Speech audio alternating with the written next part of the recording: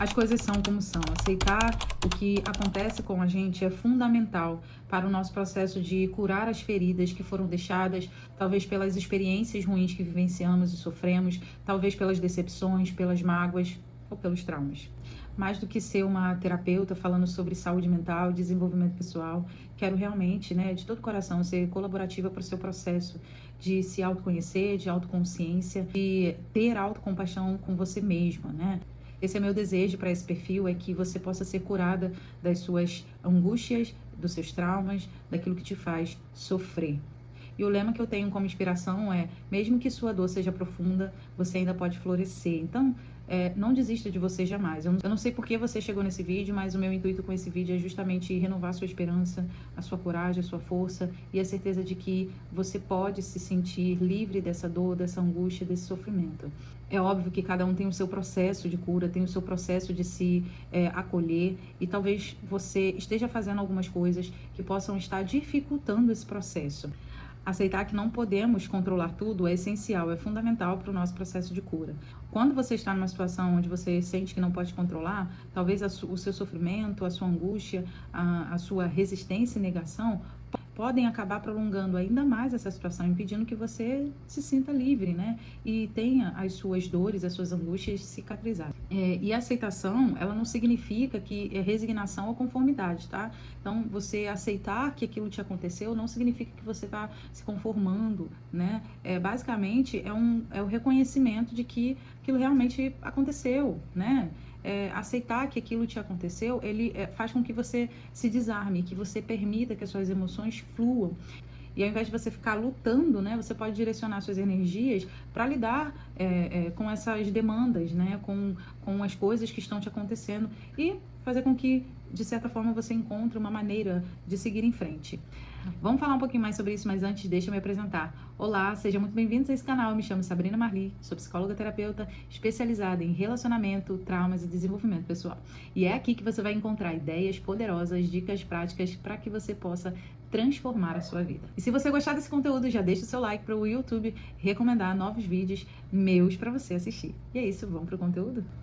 Todo processo de cura é gradual e individual, e eu não sei exatamente o que pode funcionar para você. Cada pessoa, ela tem a sua própria maneira de lidar com as suas angústias, com seus sofrimentos, com as suas dores.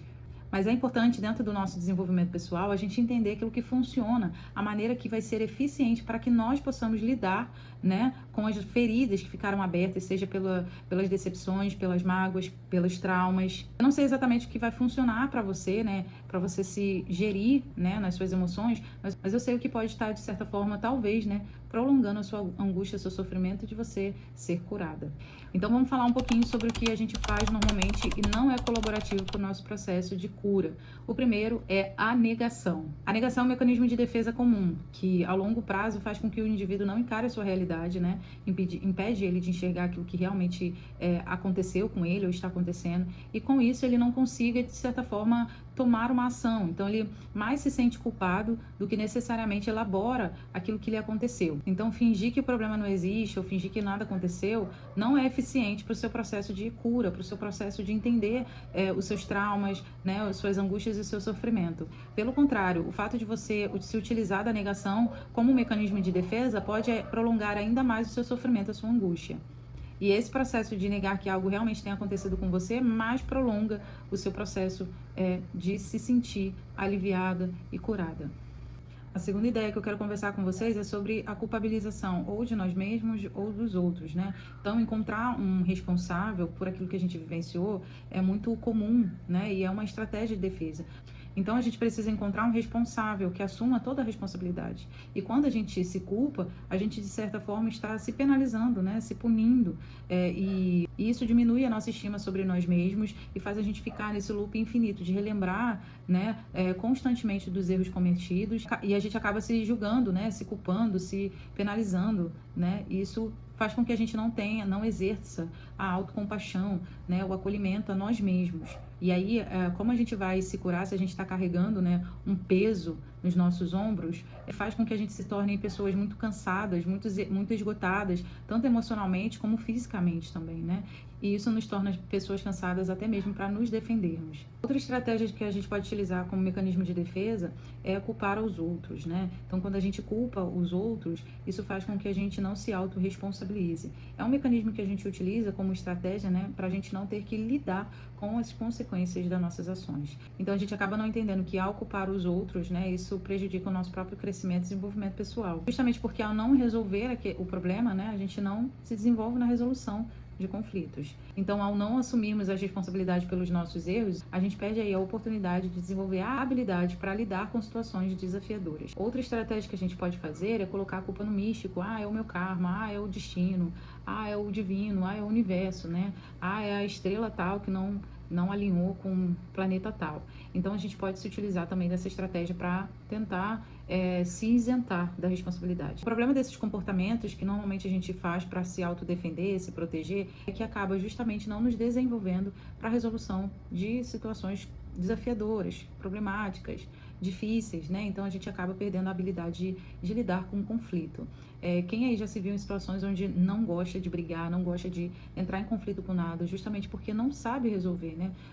Talvez pela deficiência no seu desenvolvimento, pela falta de psicoeducação, porque você teve talvez poucas referências, né, qualificadas, né, no seu desenvolvimento. Então isso acaba sendo problemático para o indivíduo. Ele acaba não conseguindo se desenvolver na resolução de conflitos.